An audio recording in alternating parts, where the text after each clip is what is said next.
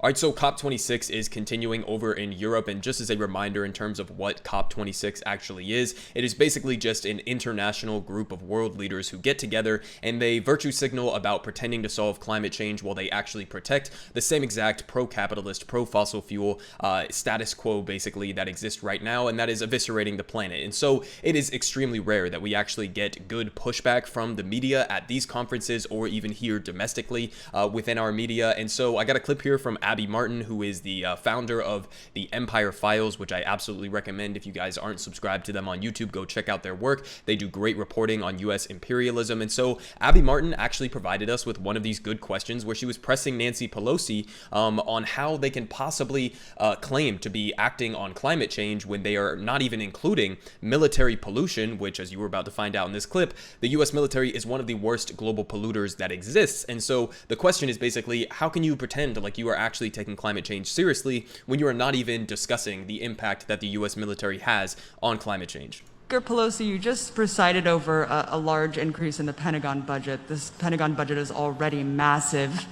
The Pentagon is a larger polluter than 140 countries combined. How can we seriously talk about net zero if there is this bipartisan consensus to constantly expand this large contributor to climate change, which is exempt from these conferences? Military is exempt from climate talks.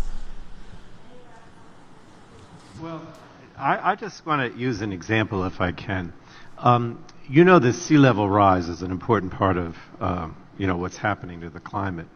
And I am not a defense person, but I've had so many talks with the Defense Department, with the Navy in particular, about how they have to respond to what's going on. So I really do think that there is no reason why what we're putting together, with Build Back Better and other things, can't respond to the Defense Department and have the same impact in terms of reducing emissions. And I do think that the Defense Department is very much aware of the fact that they have to play a major role, both from a strategic as well as, for the good of the world. So I don't see what we're doing in any way, or, increasing the defense budget as being something that's inconsistent with climate action. I really don't.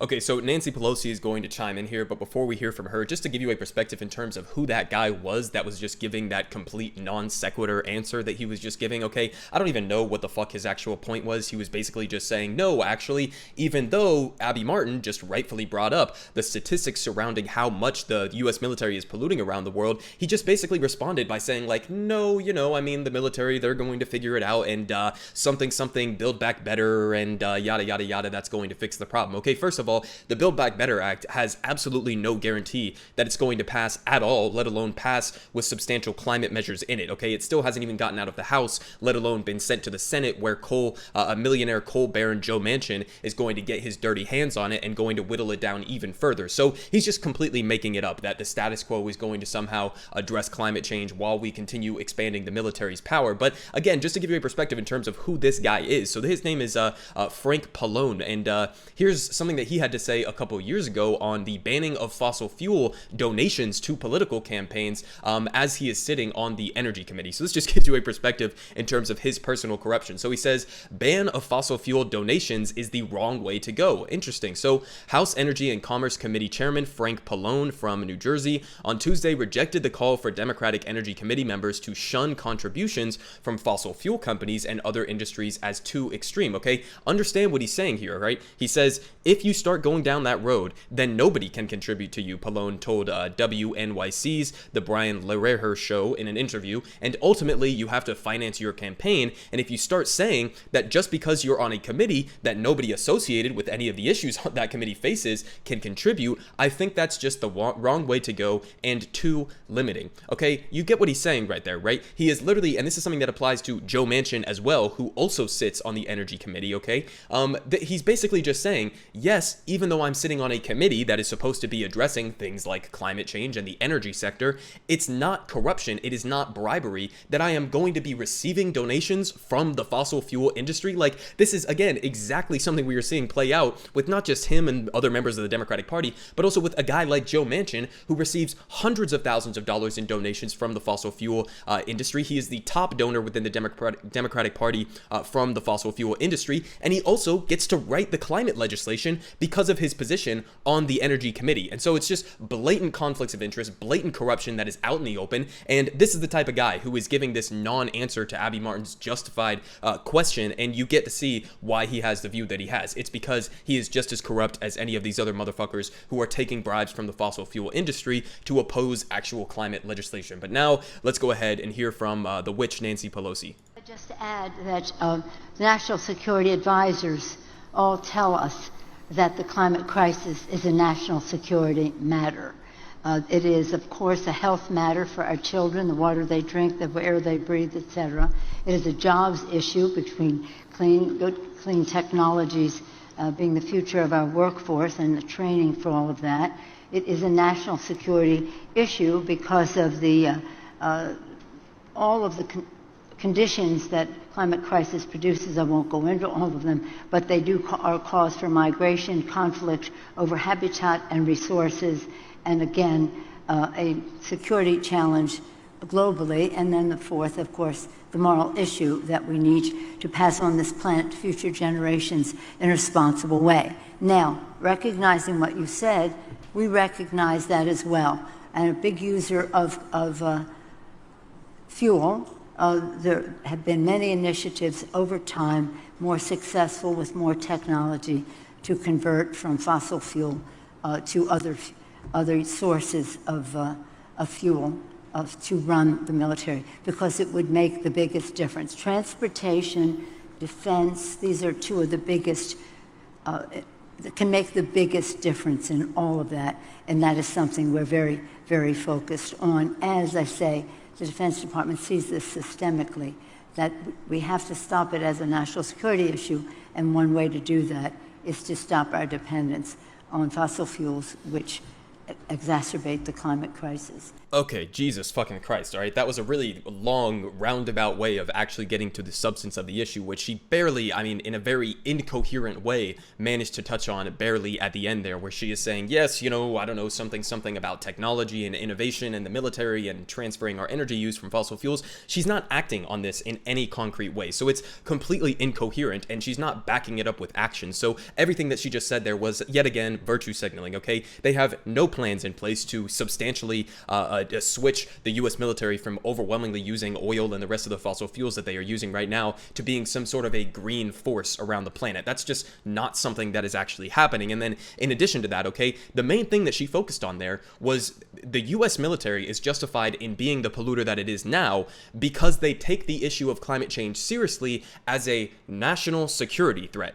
Okay, translation of that is we understand that the consequences of climate change are disproportionately going to affect some of the poorest communities around the world, and a lot of those populations are going to be showing up on the borders of a lot of wealthier nations as they start to feel some of those burdens and some of those consequences that are inevitably going to be hurting them or hitting them the hardest as a result of climate change. So what she's really saying there, when she talks about the military views this as a national security threat, she's talking about people pulling up to our borders, okay? She's talking about increasing funding to the military so that they are ready to act against those population movements that are inevitably going to happen. Or, as she also said there, fights over resources, right? And this immediately reminded me of what Kamala Harris said months ago that people seem to just move on from, okay? One of the resources that we are going to be strapped for in the future is clean water, okay? Fresh water sources. And so here's Kamala Harris saying, Vice President Kamala Harris warns of looming wars fought over water. So basically, Kamala Harris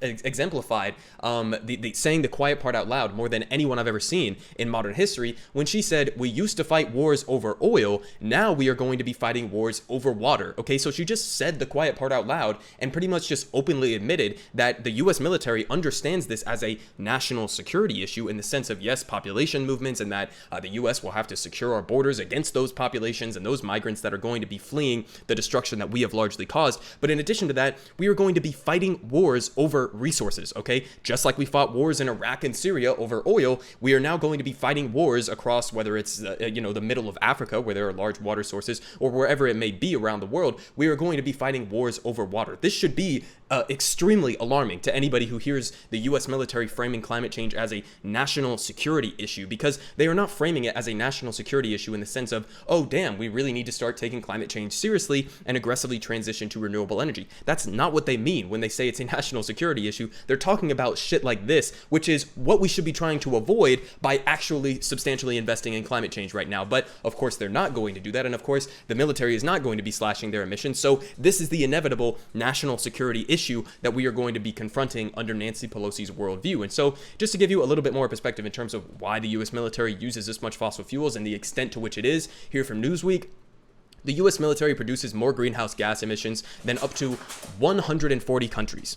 140 countries. So the US military's carbon footprint is enormous. Like corporate supply chains, it relies on an extensive global network of container ships, trucks, and cargo planes to supply its operations with everything from bombs to humanitarian aid and hydrocarbon fuels. And our new study calculated the contribution of this vast infrastructure to climate change, and greenhouse gas emissions accounting usually focuses on how much energy and fuel civilians use. But in recent work, including our own, shows that the US military is one of the largest polluters in history, consuming more liquid fuels and emitting more climate-changing gases than most medium-sized countries.